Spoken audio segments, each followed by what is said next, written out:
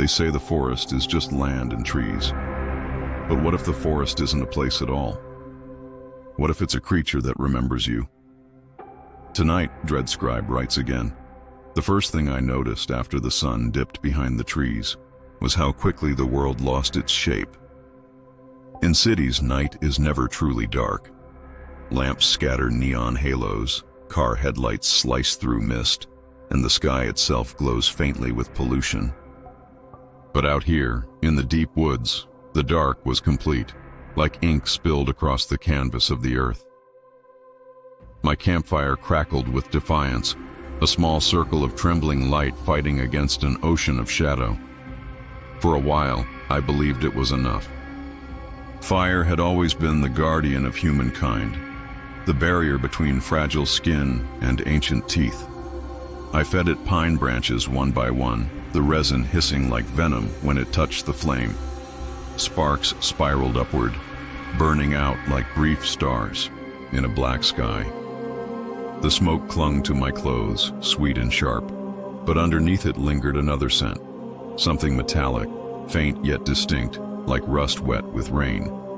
I told myself it was just the minerals in the soil, but the thought didn't convince me. The human brain invents stories when it cannot explain a sensation, and mine whispered one I didn't want to hear. Shadows moved as they should at first, stretching and shrinking in rhythm with the flames. Yet the longer I watched, the more they betrayed me. They swayed with a second rhythm, like dancers following music only they could hear. A figure seemed to lean forward between two trees, long and angular, only to recoil when I blinked. My rational side fought back. Optical illusions, after images, the mind's desperate attempt to construct patterns from chaos. But deep down, another voice whispered, "The fire isn't keeping them away. It's showing them where I am." I pressed my palms near the flames, pretending warmth was the reason, when in truth I was terrified to let my hands drift into the dark. Every few minutes I threw more wood on, building the blaze higher, greedy for its glow. But with every branch consumed, the forest seemed to lean closer, as though inhaling the light. Even the wind shifted strangely.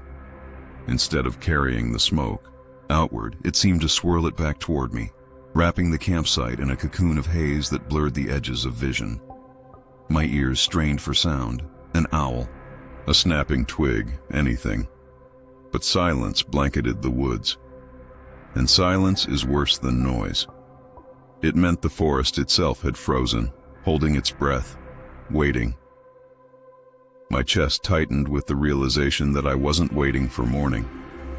I was waiting for something to step forward, like prey frozen in tall grass, sensing the predator's eyes but never seeing the body.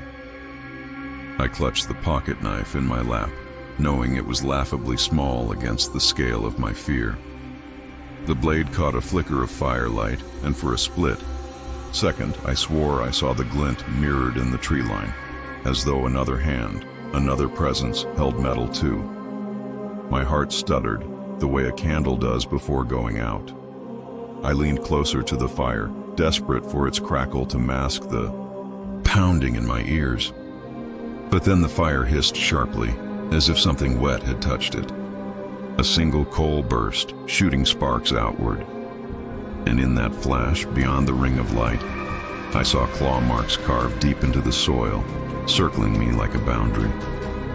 They hadn't been there before.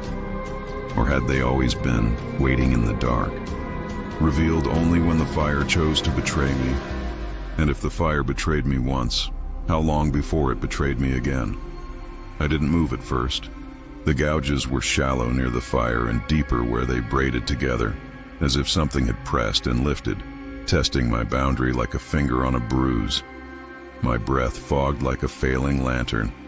Beneath pine-sweet smoke, the metallic tang rose like a coin on my tongue. Predators pace fences, prey builds them. Which was I? The question hung in haze, and the woods were ready to answer. I crouched and touched a groove. The soil was cool, gritty, newly torn. These weren't tracks, no. Pads, heel, or splay, just 4 parallel rakes, edges crisp as paper.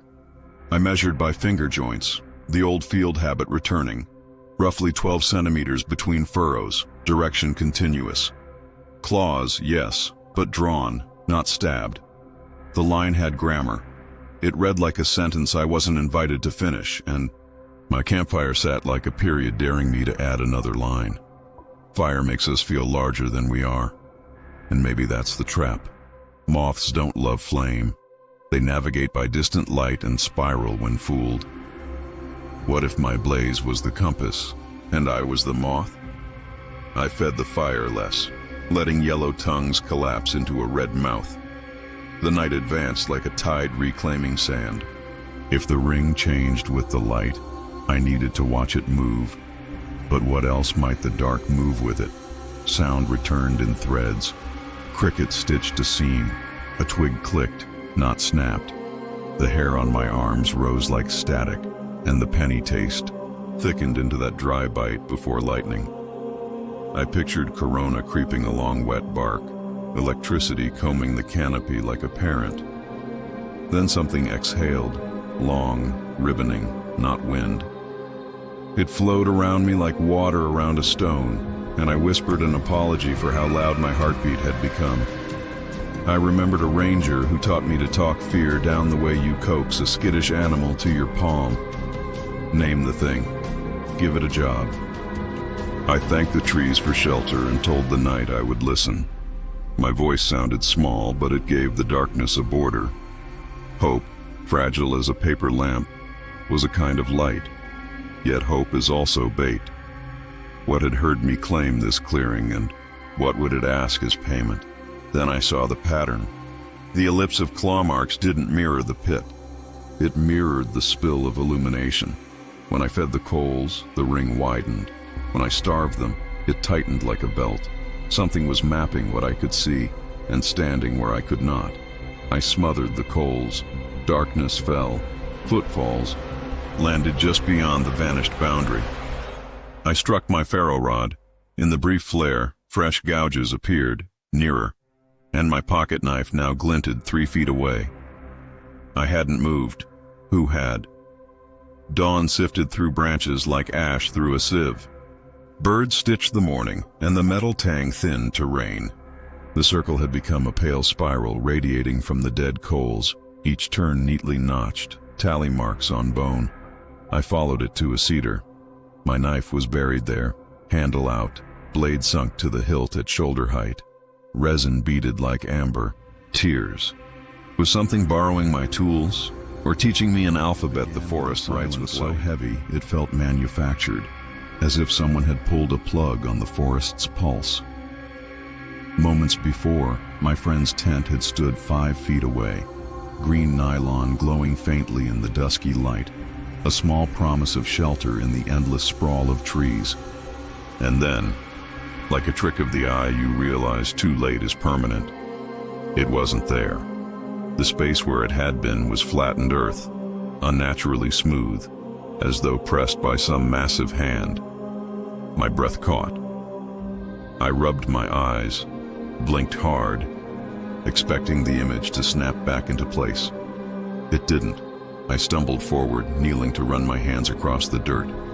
It was still warm where his sleeping bag had been, the faint indentation of his boots etched into the soil. But the tent, fabric, poles, zippers, was gone, vanished the way a magician makes a coin slip from palm to thin air. Only this was no illusion, and the forest wasn't performing for applause. It was consuming. I forced my voice into the clearing, calling his name. Each syllable cracked like brittle wood and fell dead against the trees. No echo, no bounce back from the trunks. Sound itself seemed swallowed, as if the forest had built walls thicker than stone. The harder I shouted, the more it felt like yelling underwater. Panic slid into my chest, heavy and cold, while reason strained to keep its footing. Tents don't disappear. People don't evaporate. There had to be evidence. That's when I saw the fibers. Strands of nylon fluttered high in the branches, snagged 20 feet above. swaying like tiny flags. I craned my neck, disbelief gnawing at my spine. No storm had passed, no wind strong enough to launch an entire shelter skyward. The sight made my skin crawl, as if gravity itself had been rewritten while I stood blinking in ignorance. My heart told me to climb, to fetch a fragment, but my legs betrayed me, unwilling to cross beneath those trees. The ground offered its own clues, though. None I wanted. Claw-like impressions raked through the soil, not paw prints but long furrows gouged deep.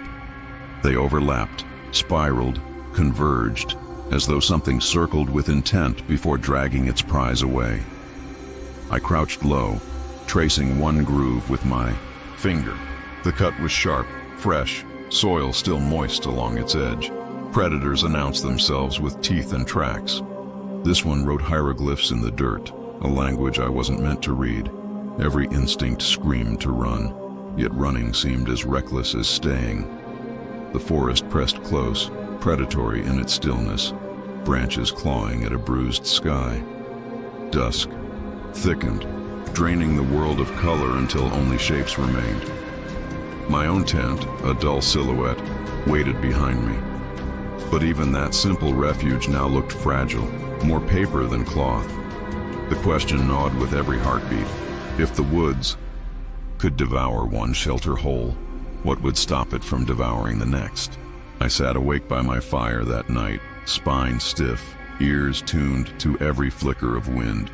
The smoke rose vertical, a single line, unbroken, as if even air currents feared to stir. I swore I heard dragging somewhere beyond sight, fabric tearing faintly, like skin from bone. I clutched my flashlight, terrified to shine it, because if the beam landed on empty space where my own tent had stood, I knew I wouldn't survive the knowing. And just before sleep almost claimed me, the zipper on my tent gave a single, deliberate twitch. The sound was subtle, almost dismissible, but in a forest where silence had weight, it felt deafening. The zipper's faint scrape froze every muscle in my body. I turned my head slowly, afraid even to breathe, and stared at the tent. The flap was still, edges unmoving, yet I couldn't shake the certainty that something had touched it. My fingers dug into the dirt, gritty and damp, as though grounding myself might anchor the moment in reality. The fire crackled softly, but its warmth felt hollow, like a candle against a storm. I forced myself closer, each step deliberate, the beam of my flashlight trembling across nylon seams. Nothing moved. The zipper gleamed faintly, catching the light like a predator's eye. I crouched low, pressing my ear against the fabric, heart thundering. Inside, only emptiness, my sleeping bag, my pack, all undisturbed. Yet the memory of that twitch lingered like the echo of a pulse after the body is gone. I backed away slowly, unwilling to give the forest the satisfaction of my panic. The night stretched thin, taut as a wire. Every gust through the branches sounded like whispered breath, every crackle of firewood a step in dry leaves. I tried to reason with myself, thermal expansion, wind, imagination, but each explanation collapsed under the weight of the day's impossible truth. The tent had vanished, and claw marks had replaced certainty. Science tells us matter doesn't disappear. It transforms, shifts, relocates. But if that law still held here, then where had it gone? Toward dawn, exhaustion pressed down like a wet blanket. My eyes stung, my limbs heavy, yet fear kept me upright. That's when I noticed the ground again. The claw marks had multiplied overnight. They now circled my fire pit in tight arcs, a spiral etched deeper with each coil, as though something had walked tirelessly around me while I dozed. I stared at them, stomach hollowing, realizing I hadn't heard a single step. Whatever moved here did so without sound, leaving only its script behind. I broke a branch, scratching my own line in the soil beside theirs, a childish rebellion. My mark looked weak, shallow, human, Yet even in that act, I felt something watching. It was as if the forest leaned forward, curious, tilting its head to study me. The sensation crawled along my spine, both intimate and immense, like being examined under glass by a creature whose face you'll never see.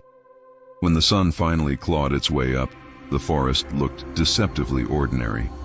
Birdsong trickled back, insects resumed their chorus, and the trees swayed with careless rhythm.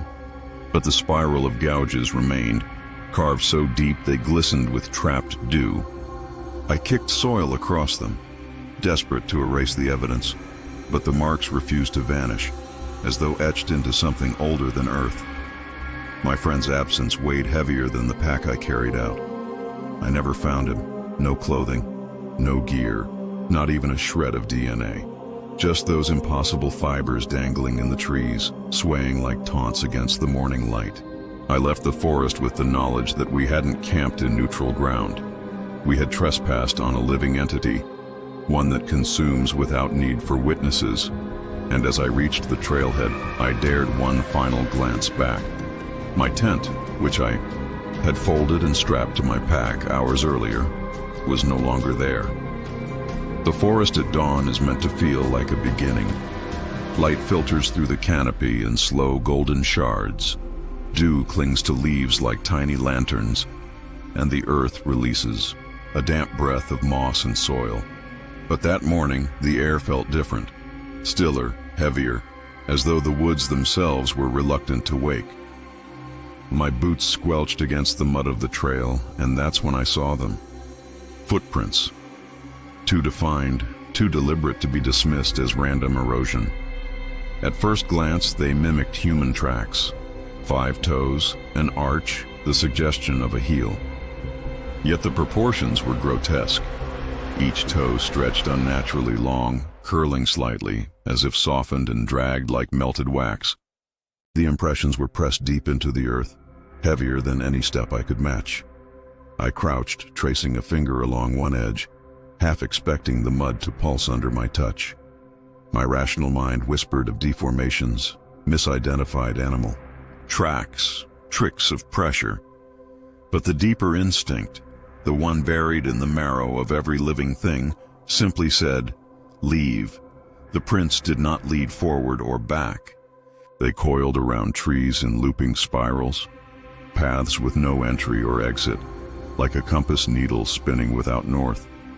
I walked the circumference of one tree, counting each step, only to find myself disoriented halfway through.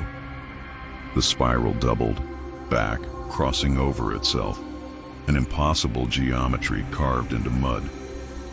My chest tightened as I realized these weren't tracks of travel. They were symbols.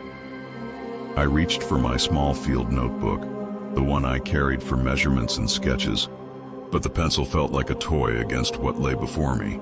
Still, my instinct as both wanderer and amateur naturalist compelled me to record. Each line I drew looked childish compared to the precise marks gouged in earth.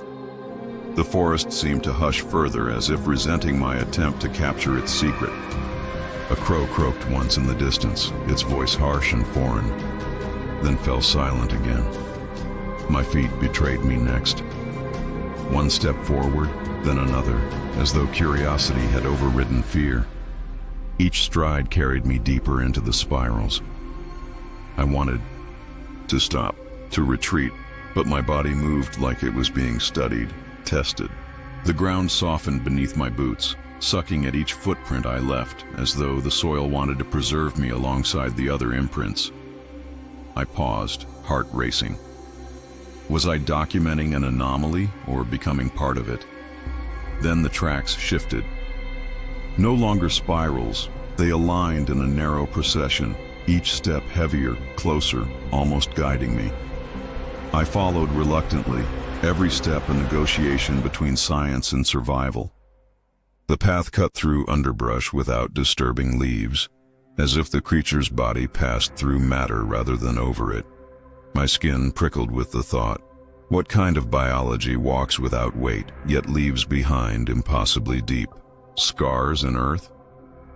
The trail ended abruptly, not at a riverbank, not at a rock face. Just bare ground. No mud, no imprint, only dry soil as though footsteps had been lifted mid-sequence. My breath snagged in my throat, and in that silence the thought struck cold. What if it hadn't just that barren patch, staring at the spot where the final track ended mid-stride? The absence felt louder than any sound, the kind of void that presses against your eardrums, demanding to be acknowledged. My chest tightened as I realized there was no logical conclusion. A creature that left footprints so deep the earth seemed to ache beneath them could not simply vanish, unless vanishing was a part of its design. I crouched, scanning the soil. The texture was different here, dry, compacted, resistant to pressure. My fingers brushed its surface, expecting the usual cool grit of forest dirt, but it was warm. Almost unnaturally so, as though the sun had focused a beam solely on this patch, though the canopy above hadn't allowed direct light for hours. I pulled my hand back, unsettled. The warmth lingered like a phantom pulse. My notebook slipped from my grasp, and for a brief second I wondered if the ground might claim it too, erase it before my eyes. Instinct told me to back away, but reason fought back, desperate to extract some sense from the impossible. I lifted my gaze to the trees, and that's when I noticed it. Fragments of mud clinging high on the bark, almost 10 feet above me. Small flecks smeared in arcs, as though the creature had taken a vertical step mid-air. My stomach churned. Was it climbing? Or had it simply walked upward, defying the same gravity that bound me? The forest around me remained eerily complicit. Not a bird, not a rustle of undergrowth. Even the breeze seemed to have withdrawn. The silence pressed in, thick as wool, broken only by my shallow breathing.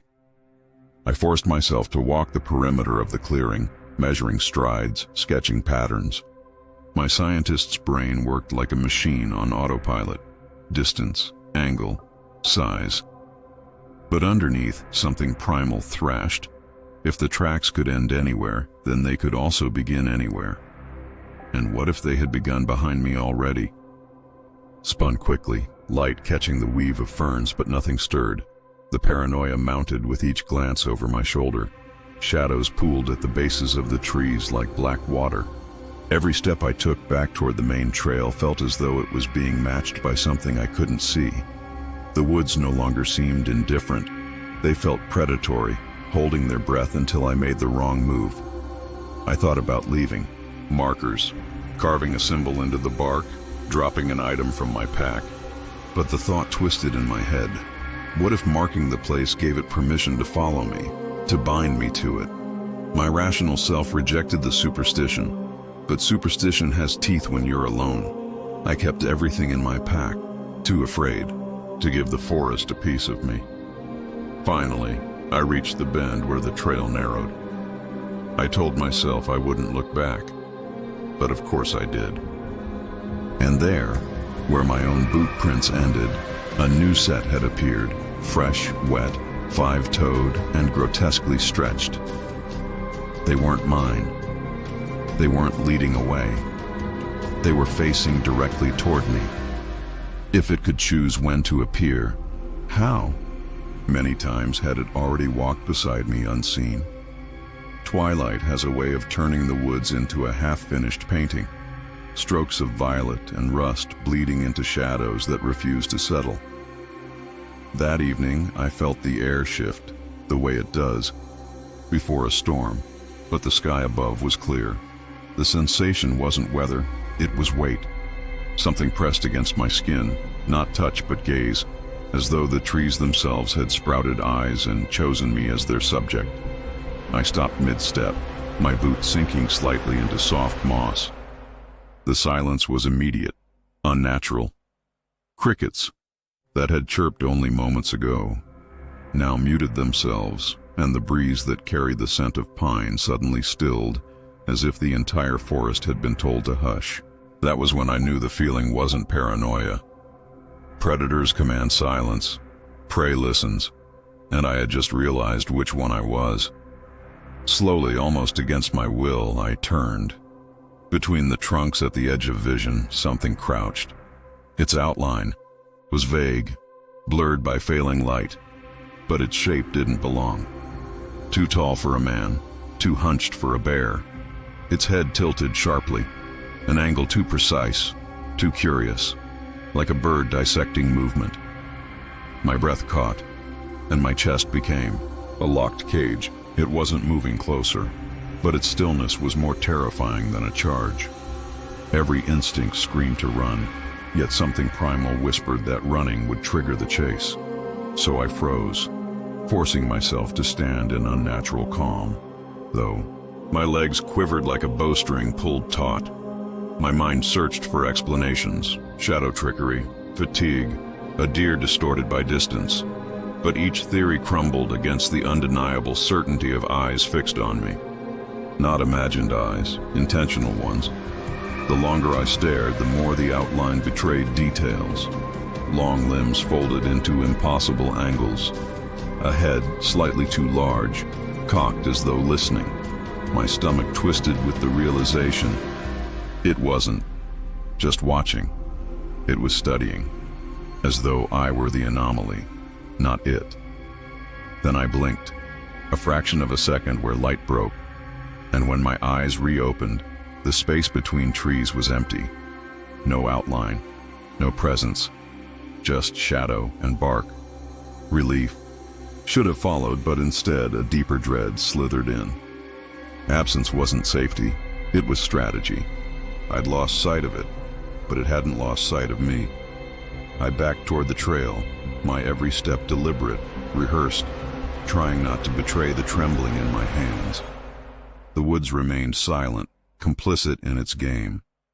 Even the sky dimmed faster than it should have, as though light itself retreated from the encounter. I realized then that I might not hear it approach, that the hunt could begin long before the first sound ever reached my ears. My heart raced, every beat like a drum exposing my position.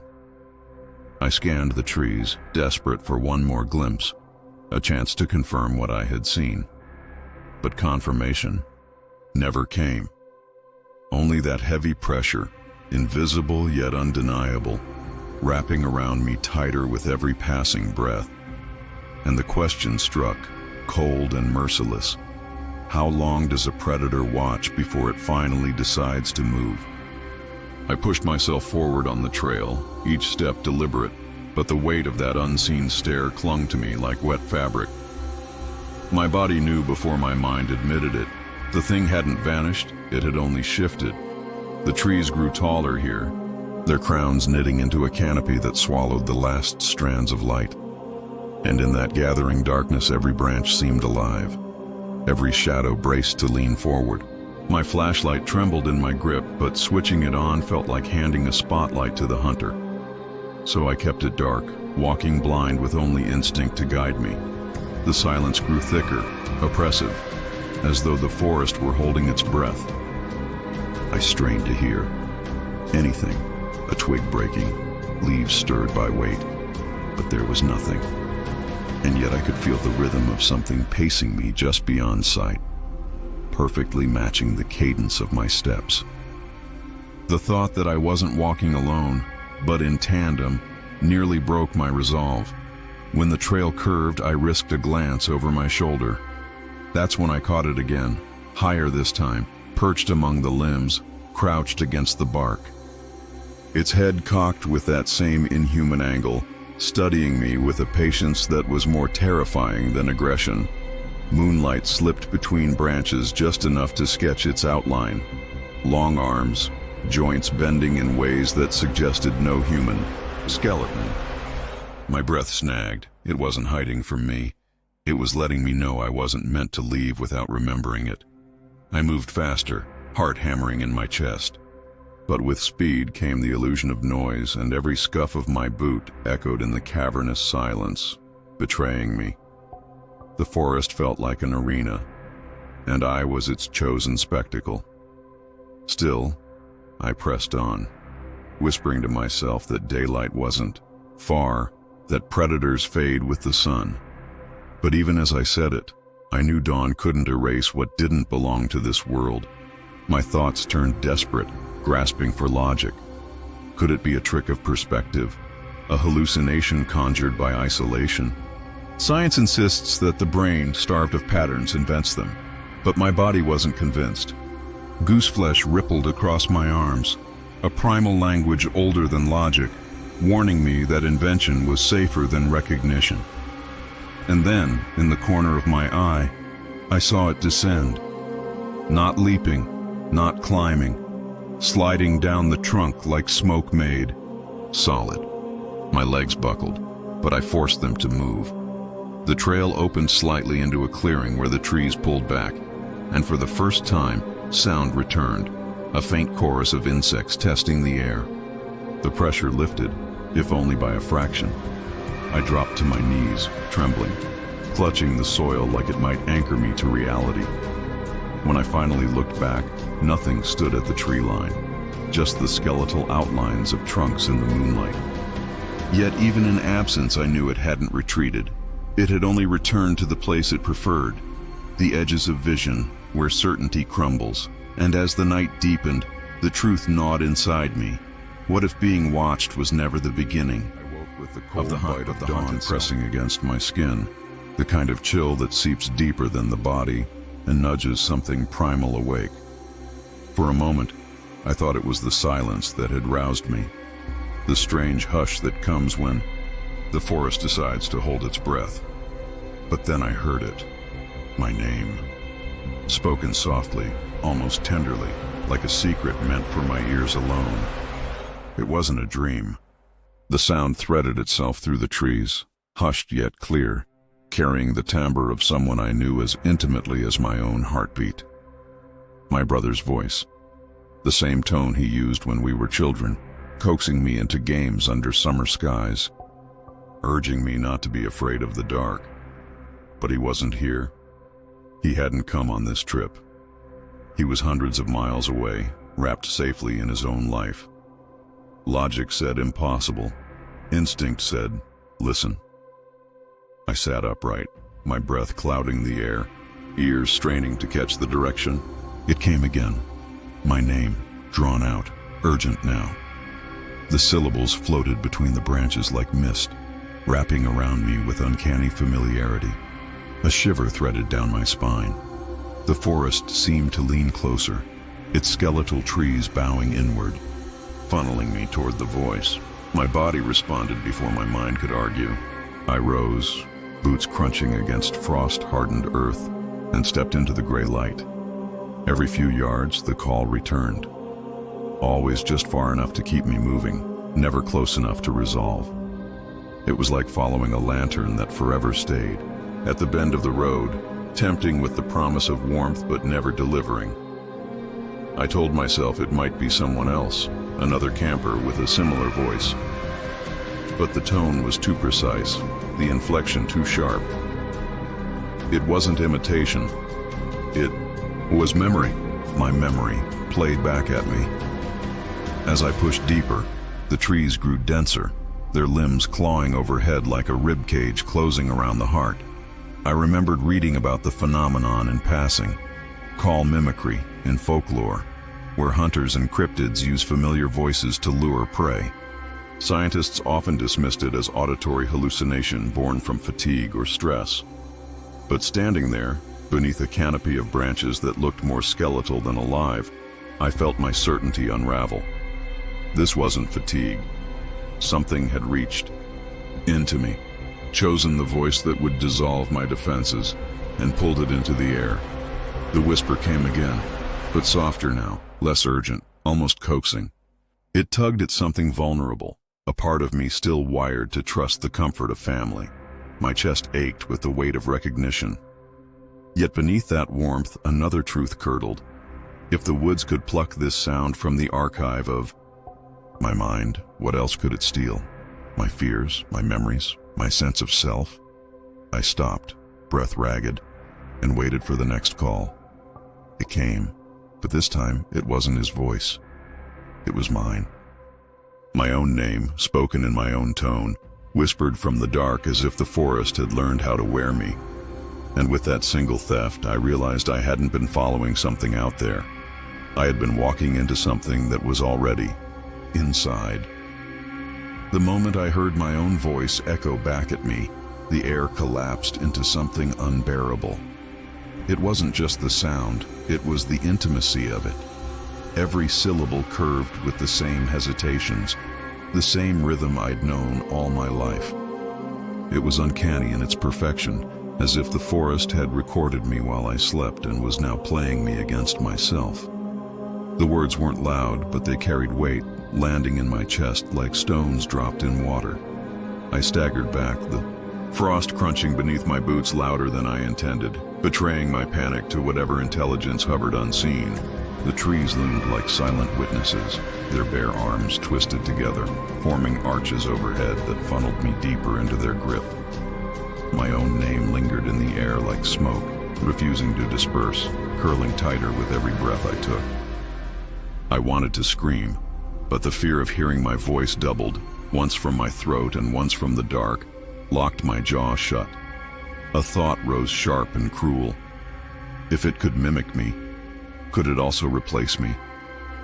Was I still myself in this moment, or just another hollow vessel repeating what it wanted to hear? My hands trembled as I gripped my flashlight, its cold metal slick with sweat.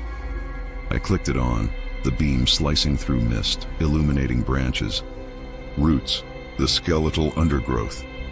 Nothing. Yet the weight of being watched pressed harder, like fingers grazing the nape of my neck. I forced myself to test it. "Stop," I whispered. My voice shook, thin and ragged. For a heartbeat, there was only silence. Then it came back, my own voice, perfectly calm, repeating the word with chilling precision. "Stop."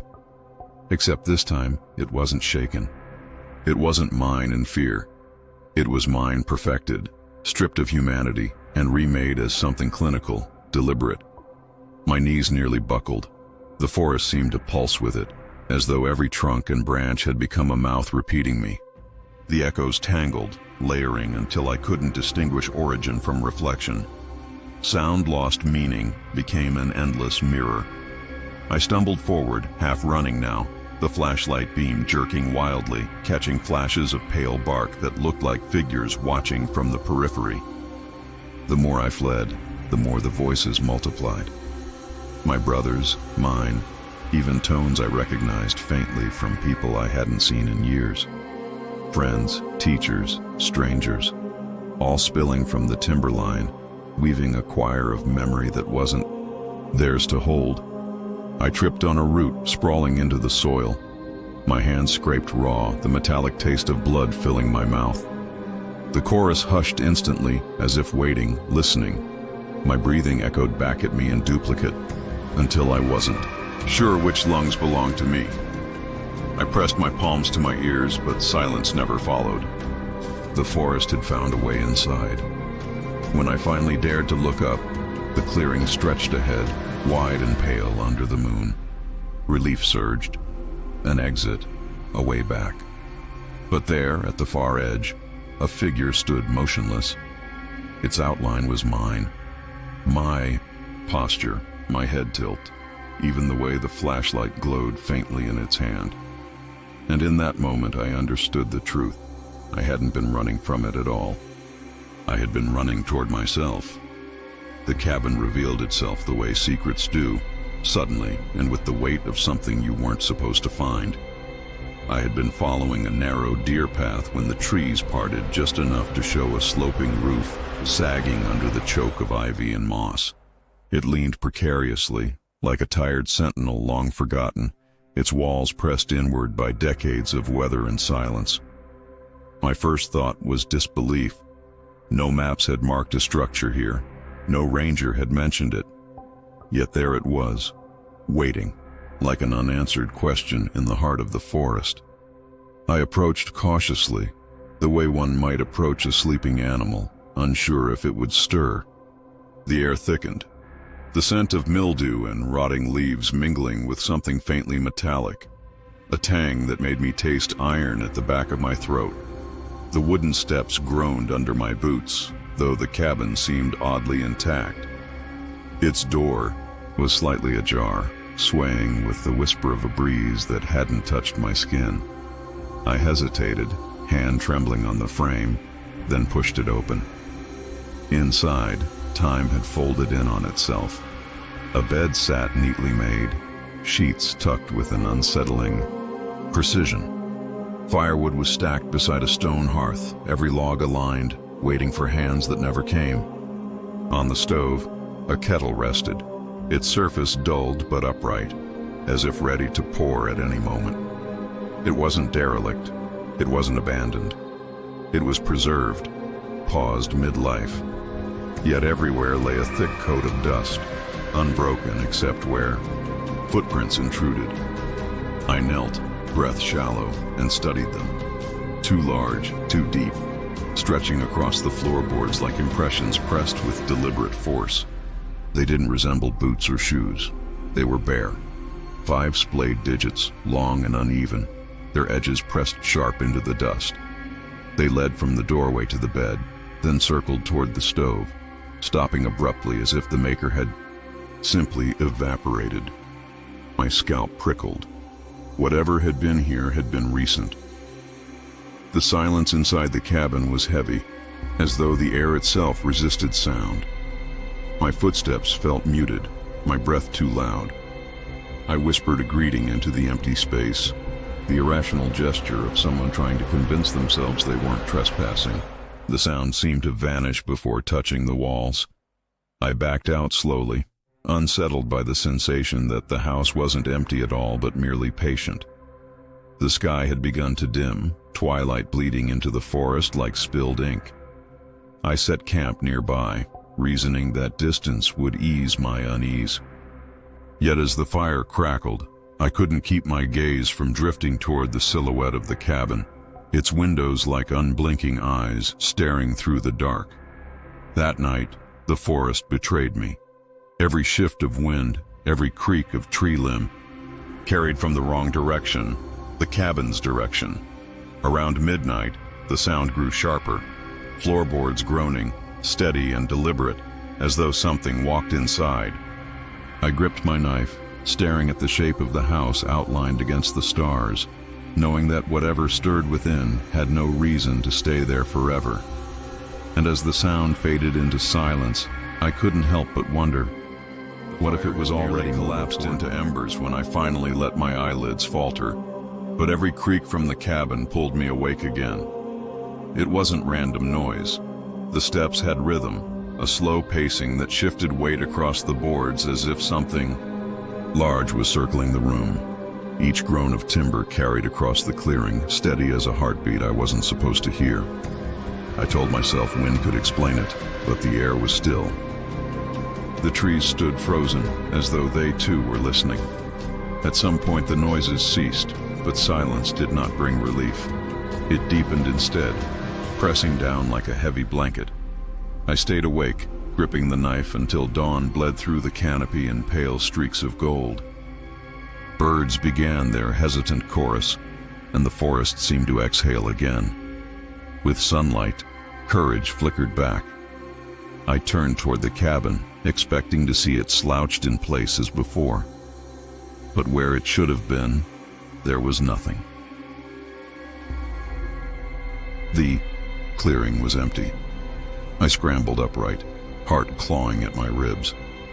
The spot where the cabin had stood was now covered in damp leaves and wild growth, as if no structure had ever been there. I ran to the edge, kicking at the soil, searching for foundation stones, splintered wood, any trace. There was none. The earth was unbroken, littered only with moss and roots.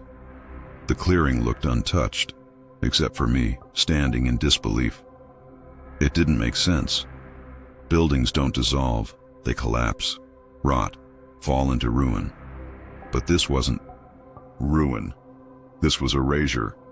I searched feverishly, pushing through brush, scanning tree lines, convinced my memory had betrayed me.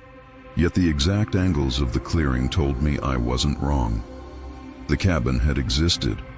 I had walked inside, seen the bed, touched the dust, followed the prints. The echo of that metallic tang still lingered on my tongue. My mind fought to order the impossible. Could it have been a hallucination? Sleep deprivation? I wanted to believe it, but the ache in my knees from crouching on the cabin floor was real. The smudge of dust still clung to my fingertips. Illusions don't leave residue. The forest around me felt altered now, less a landscape and more a shifting stage. I had thought of the cabin as a relic, a remnant of lives forgotten. But its vanishing reframed the truth. This place was not static. It was active, selective in what it allowed to appear. And if a house could vanish without warning, what faith could I place in the solidity of anything else beneath my feet? I should have left then, run until the tree line gave way to roads and civilization. But as I stood there, a new sound rose, soft, rhythmic, impossibly familiar. The creak of boards under weight, drifting not from the clearing but from behind me. I turned sharply, breath locked in my chest, and there it was again, the faint groan of timber bending, though no cabin stood to make it. And in that moment, I realized the cabin hadn't disappeared at all. It had simply chosen a new place to stand. The trail was narrow, its edges blurred by moss and undergrowth, and the canopy overhead knitted itself so tightly that daylight seeped through and fractured shards. I walked with the steady rhythm of someone alone but unhurried, letting the crunch of my boots on damp earth reassure me that I was still tethered to something real. But then I heard it, the faintest shuffle just behind me. Not distinct, not loud, but there. At first I dismissed it as the echo of my own steps, a trick of acoustics in the forest's natural amphitheater. Yet when I paused, the sound paused too, fractionally later, as though reluctant to admit the mimicry. My chest tightened. I resumed walking, slower this time, attuned to the cadence. Again it followed, always one heartbeat behind, like an echo that had crawled out of sound and into flesh. I turned sharply, my eyes raking the tree line. Nothing moved but a few drifting motes of pollen caught in a beam of light. No footprints in the mud but my own. No breathing but mine. Yet my body, older and more honest than logic, screamed a warning. I was not alone. Curiosity tangled with fear. I tested it, pushing forward with sudden speed, sprinting down the path until branches whipped my arms raw. When I stopped abruptly, lungs burning, the answer came. Two delayed footsteps landing behind me, perfectly synchronized, as if mocking my experiment.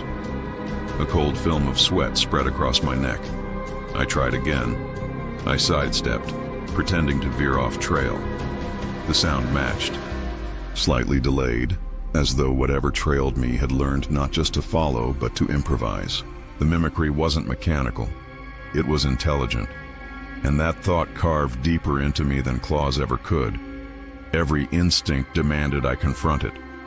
I shouted into the trees, my voice cracking like a branch under strain. The sound dissolved into silence, unreturned. I crouched low, staring into the underbrush, searching for the gleam of eyes or the twitch of fur. Nothing. Just the smell of damp earth and pine sap, rich and almost suffocating. Yet the silence pressed in heavier than before, as if the forest itself had leaned closer to listen. I pressed on, each step a war between reason and dread. My pulse became its own drum, drowning out everything until the forest seemed to march, in rhythm with me. I stopped again, this time in a small clearing where the trail widened. The light was stronger here, spilling over rocks and tall grass, almost comforting. I stood perfectly still, waiting. Then it happened. Two more footsteps echoing forward into the clearing after I had stopped. Not mine. Not delayed mimics, but separate, advancing beyond me, as if something had finally caught up. The air felt charged, metallic, like the split second before lightning strikes. My throat tightened as realization coiled through me. Whatever had followed wasn't interested in hiding forever. The chase had been its own form of hunting. And now the game was changing, and in that breathless moment I understood the terrible truth. Perhaps it had never wanted to be seen at all, only to corner me where there was nowhere left to run. The 2 steps that landed ahead of me froze my entire body. They weren't echoes anymore. They were real, solid, undeniable. I scanned the clearing, desperate for a silhouette, a ripple of movement, anything that might explain the sound. But the grass stood still, unbent. The trees held their posture, unyielding and indifferent. Nothing stirred, yet the weight of presence pressed harder, as if the air itself had gained mass. I forced myself to breathe, slow and measured, though every inhale felt like dragging ice into my lungs. My hands trembled as I gripped the straps of my pack, the nylon groaning faintly. That tiny sound betrayed me, because when it came back, a faint, delayed squeak, identical to mine. My heart hammered against my ribs, frantic and helpless. It wasn't just footsteps anymore, it was me. I turned in a frantic circle, but all I found was repetition. Every sound I made echoed back a second later. My breaths, my shuffling boots, the rustle of fabric against fabric. But the echoes didn't come from the same direction. They circled me, darting from tree to tree like predators triangulating. Prey. The forest had become a hall of mirrors, except instead of reflections, it replayed me in fragments, scattered and wrong. I tried silence. I froze completely, biting down on my own breath until the world blurred at the edges. For a long moment, the woods obeyed. Nothing. No echo, no mimicry, just unbearable stillness. Relief almost trickled in, until the sound returned, unprompted. A single step, then another. My body's rhythm stolen, continued without me. Whatever hunted me no longer needed me to move. It could walk on its own. My resolve broke. I bolted from the clearing, tearing through branches, ignoring the sting of needles and the whip of twigs against my skin. Behind me, the pursuit erupted, but it wasn't chaotic. It was orchestrated. My steps landed in frantic bursts. Its replies came measured, deliberate, as if savoring the chase. The forest roared with noise, yet none of it was natural. It was me, split and multiplied, stitched back together in something else's mouth. I tripped over a root and crashed into the earth, the impact rattling through my bones. Dirt filled my mouth, metallic and bitter. When I scrambled to my knees, the woods had gone silent again. My breath rasped, but no echo followed. The mimicry was gone. That absence terrified me more than its presence. Something had shifted. The hunt was over. Then, from the darkness between 2 pines, a sound emerged. Not footsteps, not breathing, a voice. My own, ragged but clear, spoken with perfect cadence. Run. The word struck harder than any predator's growl. It was both command and mockery, an invitation and a sentence. I staggered backward, every nerve alight with terror. The clearing felt impossibly far, the trail behind me dissolving into endless shadow. I knew then the truth, that the chase had never been about exhaustion or escape. It had been about teaching me the sound of my own voice when I wasn't the one speaking. Carries its own kind of weight. The air grows thicker, as though every tree exhales at once, and the shadows stretch into territories your mind refuses to map. I had grown accustomed to the quiet rhythm of night hikes, the soft groan of branches, the occasional rustle of unseen life. But that night, something foreign intruded. High above me, faint blue lights shimmered in the canopy, pulsing with a rhythm too deliberate to be chance. At first, I thought of fireflies. Their glow is gentle, fleeting, random in its beauty. But these were not random. They pulsed in unison, veins of electricity stitched across the treetops, glowing and dimming with mathematical precision. Each pulse seemed timed, measured, as if responding to a frequency I couldn't hear but my body could feel. My skin tingled with static. the hair on my arms rising in quiet rebellion. Curiosity dragged me forward, uphill toward a ridge that offered a clearer view. My boots slid against loose soil, stones tumbling behind me, but I climbed with a desperation I didn't understand. As I crested the rise, the pattern grew undeniable. The lights weren't scattered, they were arranged, suspended in clusters, like a constellation inverted onto the forest. And then realization struck. These weren't lights, they were eyes, dozens of them, reflecting in perfect unison, aligned as though stitched into the fabric of the trees themselves. Some large, some impossibly small, all focused downward toward me. I froze under their silent appraisal, caught in the gravity of a gaze I wasn't sure I deserved. My breath fogged the air, but I felt no wind, no sound, just that endless wall of blue irises watching from above. For a moment, awe eclipsed fear. The sight was beautiful, alien in its symmetry, like being granted a glimpse of something sacred. But wonder has sharp edges. A thought pierced through the reverence. If they had been watching me all along, why choose to reveal themselves now? As, if hearing my doubt, the eyes blinked. Not individually, not haphazardly, but all at once. The forest plunged into darkness so absolute it suffocated. My flashlight, clutched tight in my hand, flickered and died the moment the glow vanished, as though its energy had been swallowed whole. My chest constricted. This wasn't mere darkness. It was a chokehold, thick and deliberate, like being sealed inside a vault. I tapped the flashlight, shook it, pressed the switch until my thumb ached. Nothing. The silence pressed heavier, and with it came a strange awareness, as though the forest had shifted closer, every unseen surface leaning in to observe what I would do without light. Panic clawed at my ribs. If they could drain my tools, manipulate energy itself, then what else? Could they control my compass, my heartbeat? Somewhere in the black canopy above, a branch cracked, not with the randomness of falling wood, but with the weight of something adjusting its position. My eyes strained against the void, searching for the return of that blue shimmer. Instead, I felt it. The undeniable sensation of being surrounded, hemmed in by countless eyes that no longer needed to glow to be seen. And in that suffocating dark, the question carved itself into me. Had I discovered them, or had they finally decided? It was time to reveal what they already knew. The silence pressed so tight against my ears it felt like the forest itself was inside my skull. My flashlight dangled uselessly in my hand, drained to a corpse of plastic and metal. I whispered a curse under my breath, more for the comfort of hearing my own voice than for any real defiance. But that, too, betrayed me.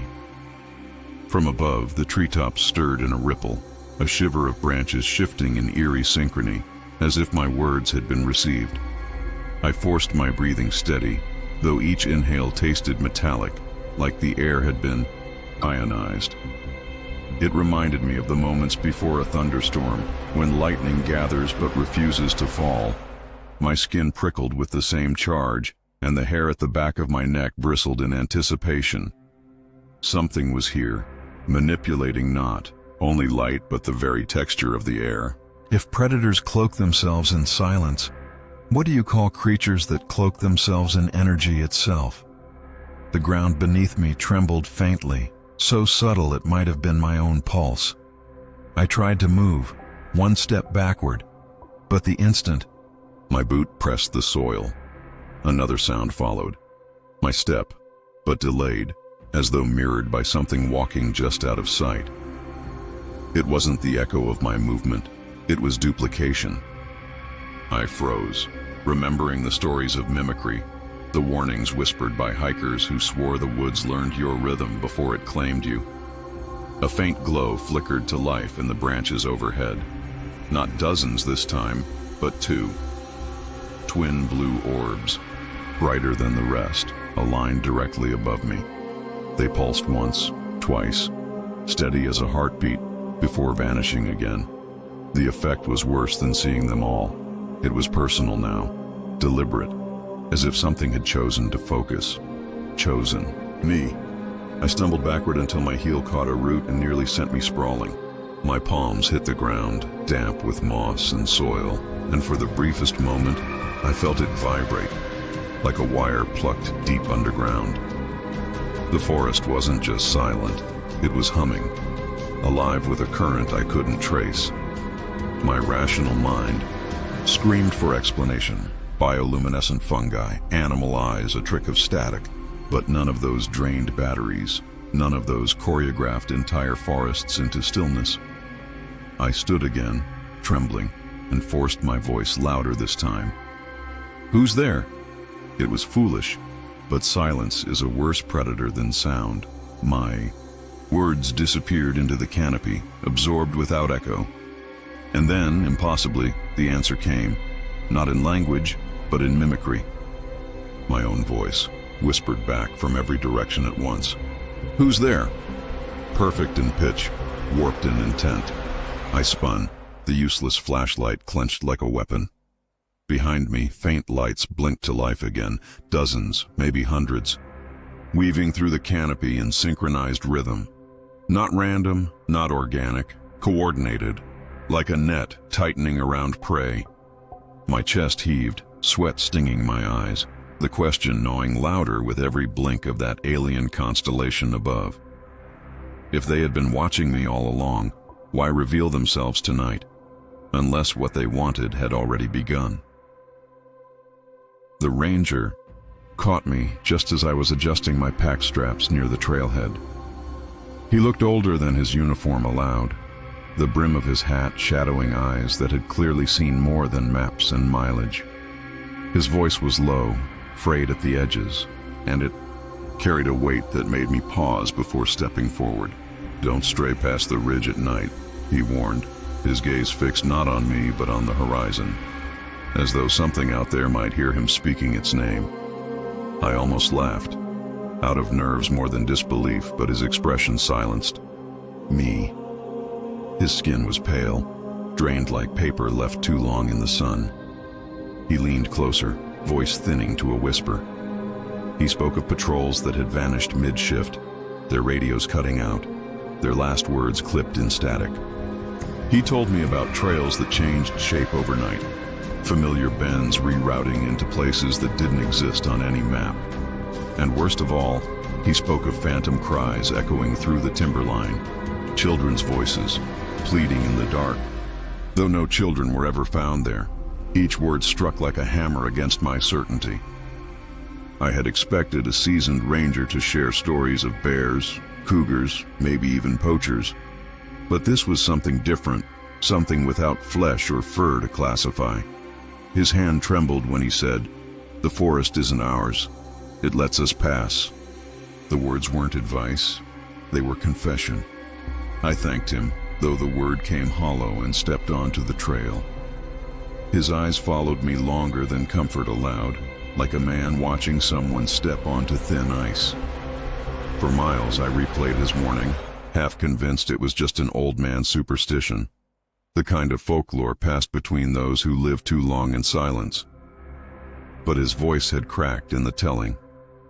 Fear doesn't fake itself that well, why be me? Late evening I had pitched camp near the ridge, the same one he had told me to avoid. The fire popped and hissed, sending sparks into a sky salted with stars. The forest seemed calm at first, crickets humming, branches shifting with the wind. Yet beneath the normal rhythm, I felt it. A pause, a subtle emptiness, like the land itself was listening. It started faintly, so faint I thought it was memory. A soft cry threading through the trees, rising and falling in broken pleas. I froze, every hair on my arm standing tall. The ranger's words slammed back into me, and I realized I was hearing exactly what he had described. The cry of a child.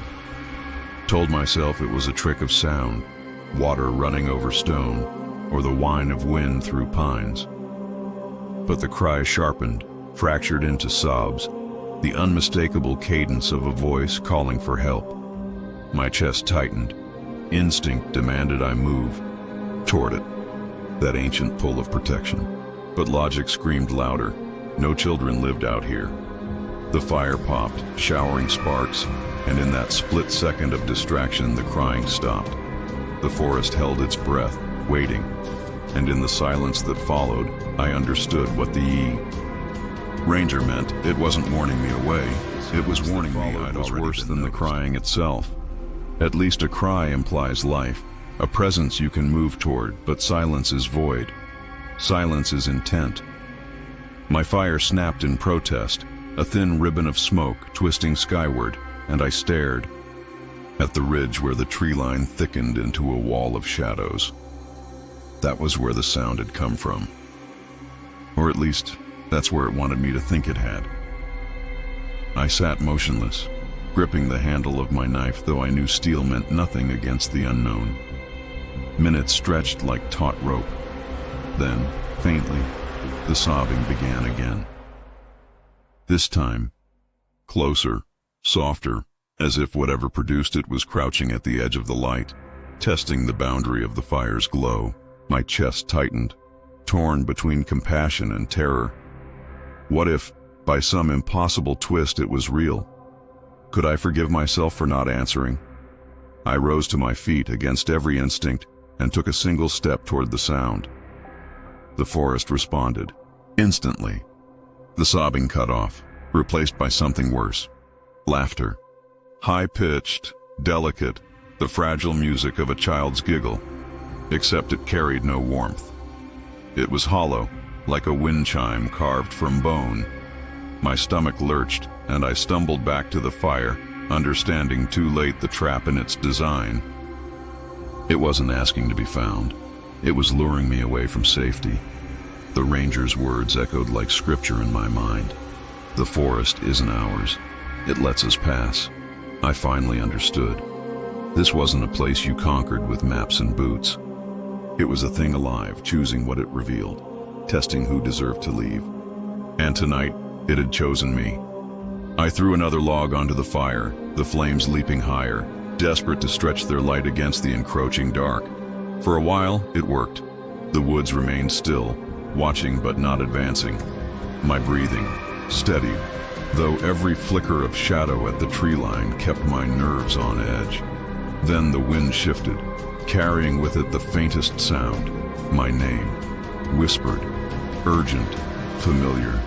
I froze. It wasn't the cry of a stranger. It was my brother's voice, though he was hundreds of miles away.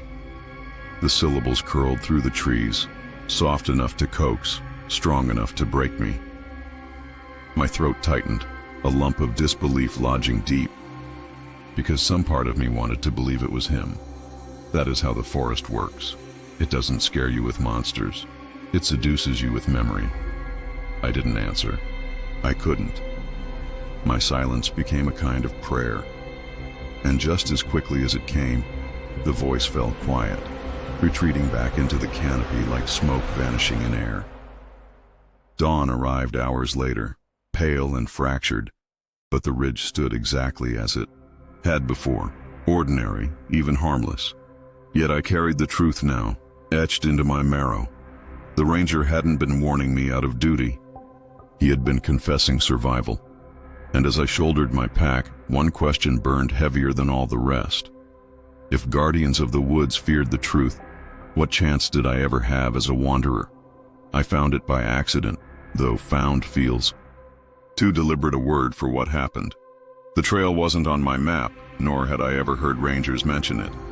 One moment I was walking a well-marked loop I'd followed countless times, and the next, the path bent in a way it never had before, a slender ribbon of dirt stretching into a darker stretch of woods. I stopped, staring at it, my gut tightening, with a signal I should have obeyed. Every instinct urged me to turn back. And yet, like a moth drawn to a candle it cannot comprehend, I stepped forward. The deeper I walked, the stranger it became. The trail narrowed into a twisting line, curving like a serpent folding back on itself. Trees pressed closer, their trunks leaning at impossible angles, as though conspiring to cage me in. Branches arched above like interlocking ribs, and for the first time, the forest didn't feel like an expanse of land. It felt like an anatomy I was moving through, alive, breathing, aware of my intrusion. The air changed too. The scent of pine and soil was replaced by something damp and metallic, a tang that clung to my tongue like rusted water. I slowed my steps, noticing how sound had shifted. My boots made no noise, nor did the forest around me. Not a bird, not an insect, not even the wind threading through leaves. The silence was absolute, oppressive, like I had entered a place where sound itself was not permitted. I tried to mark my way, scratching a line into one tree with my knife. But when I glanced back, the tree was no longer there. Only another, identical trunk, its bark smooth, unmarked, unbroken. My chest tightened. It wasn't just that the trail twisted endlessly. It was that the trail rewrote itself with every step, like a labyrinth designed not to mislead, but to consume. Still, something compelled me forward. It wasn't curiosity this time. It wasn't even defiance. It was compulsion, pure and irresistible, as though the path had claimed me the moment. I set foot on it. My legs moved without permission, and I realized, with a cold certainty, that I was no longer choosing to walk. I was being walked. Minutes, or hours, I couldn't tell, passed before the trees finally broke. Relief surged in me, sharp and sudden, until I realized there was no clearing at all. The trail ended in a small hollow where a pool of water lay, perfectly still, its surface glass smooth, unbroken by breeze or insect. My reflection stared back at me with eerie precision. Every detail, sweat glistening on my skin, the tremor in my jaw, the knife clutched too tightly in my hand, was mirrored. I leaned closer, compelled to test its perfection. That's when it happened. My reflection blinked before I did.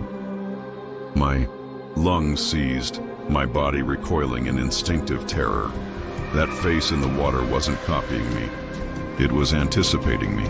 And in that instant, I understood that whatever I'd been running from in the woods had not been many things. It had always been one thing, one presence, waiting to show me the truth.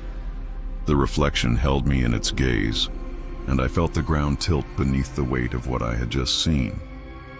My first thought was that my mind had cracked under fatigue, that this was a hallucination, the kind born of stress and oxygen-starved panic. But no dream ever carried the gravity of that moment, the way my stomach dropped as though the earth itself had withdrawn its support. The water did not ripple, did not break, yet the face looking back at me seemed more alive than my own. I staggered back, boots grinding against the soil, but the image stayed. My reflection rose slightly, as if the surface were a window and it stood just on the other side of glass. It smiled, just a twitch of lips, subtle, knowing, and my knees weakened. That smile was mine, yet it wasn't. It was ownership, recognition. A gesture that said, "You've made it to the end of the trail, and this is where you belong." The forest around me seemed to lean inward, the canopy whispering without sound, branches knitting tighter until the pool was framed like an altar.